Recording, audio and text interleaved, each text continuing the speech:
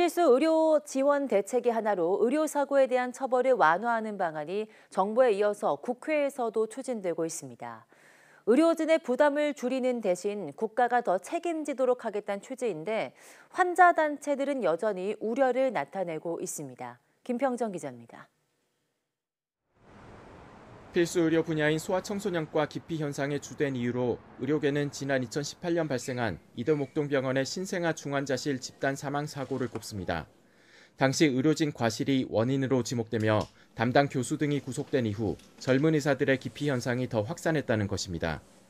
해당 의료진은 대법원에서 무죄 판결을 받았지만 이 사건을 들어 의료계에서는 고의성이 없어도 법적 분쟁을 겪을 수 있다는 불안감을 해소해야 한다는 요구가 커졌습니다. 국회에서도 이런 요구를 반영한 법 제정이 추진되고 있습니다. 이른바 필수의료 국가책임법으로 의료사고에 대한 의료진의 형사처벌을 경감 또는 면제하고 국가의 책임을 강화하는 것이 골자입니다. 불강력적인 의료사고에 대한 형사처벌을 감경 또는 면제할 수 있도록 했습니다. 필수의료 영역의 무과실 의료사고에 대한 것도 피해자 보상 비용은 국가가 지원하도록 강화하였습니다. 의료계에서는 고의성이 없는 의료사고에 대한 의료진의 안전망이 확보될 수 있다며 환영한다는 입장입니다. 구속되고 형사처벌받을 우려가 낮아진다면 중환자와 응급환자를 담당하는 필수의료 분야의 기피 현상도 해소될 거란 이유에서입니다.